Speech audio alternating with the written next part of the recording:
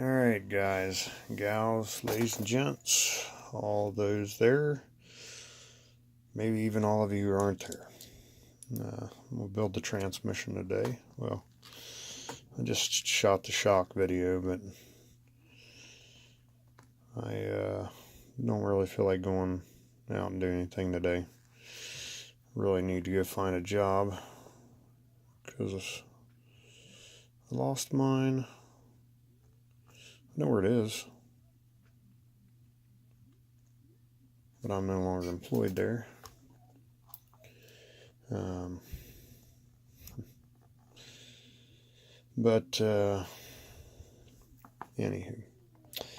I'm going to throw this in here real quick, then I'm going to kind of do a walkthrough for those who haven't been into these books before.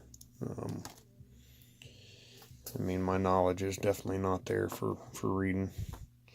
I didn't make it through the 3rd grade to learn to read and write. These books are phenomenal.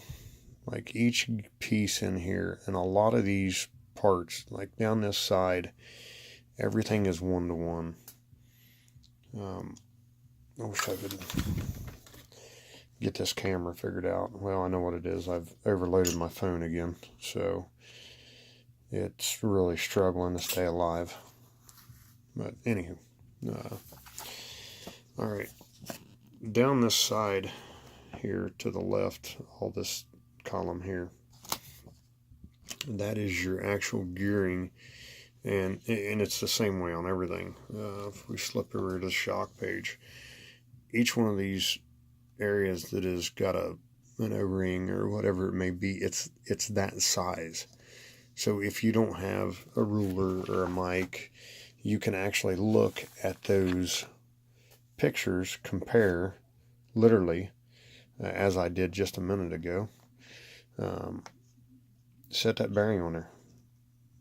It's the same size. You know, you can check it this way too as far as your thickness. It's got a thickness gauge. But that's what that stuff is there for, is to kind of guide you through. Now, I have a very nice, well, not very nice, but it is to me, it's a very nice ruler that is centimeters, so I can measure all that. And then, of course, I have a mic. When I get into bags on builds that are, you know, like every bolt in the frickin' bag is for 10 different places, I will actually get those out and mic every bolt. Just because it is better than putting the wrong bolt in and then finding out later that, oh, wait a minute, I'm 1 bolt short. That sucks. But that's how that works. Awesome, simple. I mean, just makes it so cool. Now, go through these, make sure you got them tight. It does not tell you to put Loctite, and I don't really like using Loctite there, because if something does happen, you need to take that apart. But that's that. I'm going to get my Crisco out here.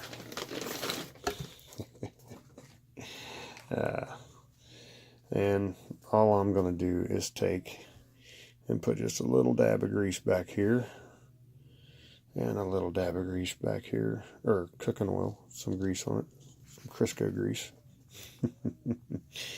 And pretty much I'm going to do that so that my bearing will stick and it will have some grease behind it, because this is the first step. There's a lot more to this one, so that'll set for a minute. Alright, next thing I need is this bag right here. Now, this comes with both your shafts for the next step, and I actually need my bearing, or my gears. Now, this is the gear right here. As you can see, it's pretty much the same size as that picture. Pretty much same size as that picture. So, I know that that is that gear there. I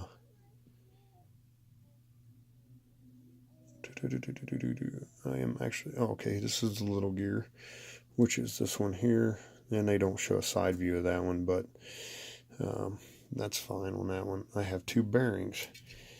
I have 4 bearings left in this kit, or in this bag. So, and it says all 4 of them are the same, so I know that these 2 bearings here and the 2 bearings for this shaft are all going to be the same. Quick, simple, love it. So I'm just going to throw all these bearings up here in step 1. I'm going to throw this in step 1 and scoot this to step 2.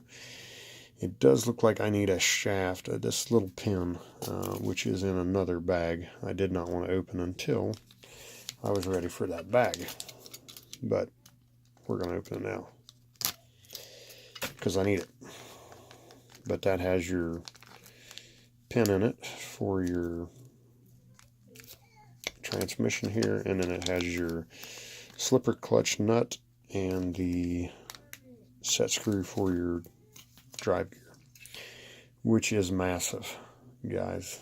This is a very heavy drive gear, so that sucker should hold up. All right, open this bag. This is your slipper clutch shaft, which is also obviously your main drive shaft for your transmission. Put the little spring in the magnetic tray, just for shits and giggles. I'm going to start with the little gear. I'm just going to smear a little Crisco in there, a little Crisco in there.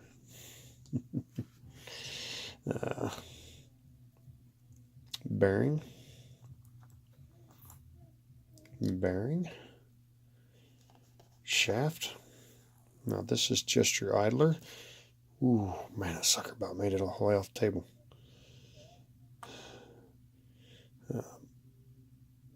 That is an idler gear. That is what transfers from your big shaft, your main input shaft, to your output. So, very important gear. Blue paper towels, one of my best friends. Alright, nothing real difficult about this. Bearing, I'm going to smear a little grease through here. Get this sucker ready for cooking. Alright, now I've got this held backward what the picture is, but there is a cutout in this end of the shaft. That's what that little tiny pin goes in. Insert this onto the shaft. Now I have some grease on this pin from my fingers.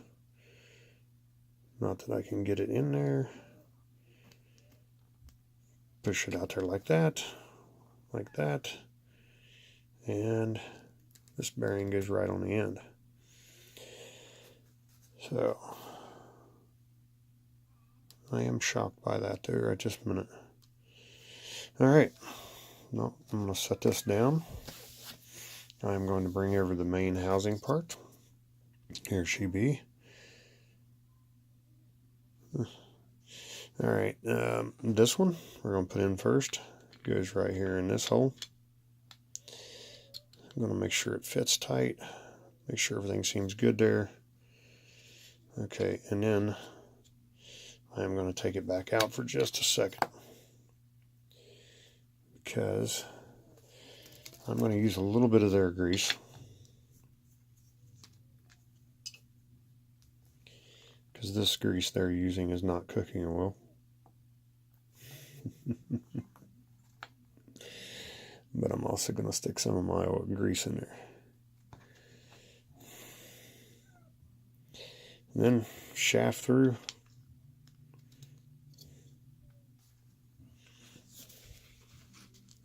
Now you really don't want grease on that slipper end of that. But I did it. And I knew I did as soon as I did it. Brain damage. Alright. That's that. This little idler gear goes in next. Right in this hole. Now I'm going to make sure that I'm going to put a little grease right here between these two gears. And then when I spin this dude, it's actually going to pull it into it and start spreading it onto the teeth. And eventually it will make it throughout the entire teeth. Alright, big dude's next. Just because I'm messed up, I like to have the grease in there. These shafts really don't matter. Either way they go in. And I'm killing my focus on this phone or something. Now, I don't like how little grease they put in a transmission. This sucker gets a lot of your abuse.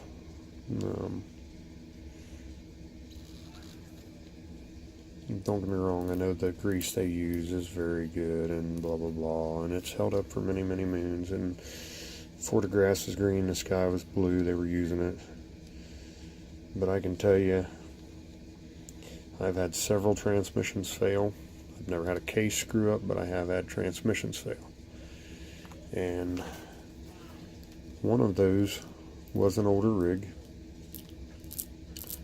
that was used and abused, but when I tore it apart, it had no grease in it. It was when I first started. I wasn't smart enough to check it. My fault. But if the factory would have greased it, and strictly in my opinion, it would not have failed. Now I'm going to take some grease and run around there just for fun. And I don't have anything else that needs grease in it, so I'm going to grease all of this into here. Oh my goodness, I can't make anything short anymore. Videos are supposed to be quick so I can load them, but here it is already 10 minutes into this. This is not that hard, guys. It's just when you're actually trying to, so to speak, show others, make something of it, it just takes you forever. It takes me forever, not you. You are probably 10 times better than I am, so there are several guys that I watch that do this constantly, so they are wickedly phenomenal. But those Z boys, I believe is how it's said. If it's not, guys, I apologize. Like I said before, I'm horrible with names, but you guys, I appreciate your comments and stuff. My family, my daughters, well, daughter and granddaughters, I constantly get comments from them. I love them to pieces and thank them. A couple good old boys that are just, here and there on hitting comments. I appreciate you guys as well. For Mods, when he gets the opportunity to watch, appreciate him. Anybody who watches my channel and is into the RCs, especially the crawling end of it, there's a couple guys I watch. If you go in, and I don't know how to do none of it, but if you can go in and find them off of my page, well, follow them, guys. They deserve it. Hell of a good guys. So, but I'm not going to torture you with putting all these bolts in. Pretty simple. The bolts go in there again at the bottom of the page that I can't see. Alright, there's a diagram there. Once you put the bolt there, that's it. Or you can get your tape or a ruler, tape measure. Listen at me. This is supposed to be a 3x12. I set that up there. It is 12 millimeters. And to check that 3, that is it, but I'm sure you can't see that on a camera. So that's that. Thanks for watching, everybody who does. Like, click, subscribe. Keep the hobby going. Let's get this party rolling huge. Thanks, guys. Dale from Crash King RC. I appreciate it.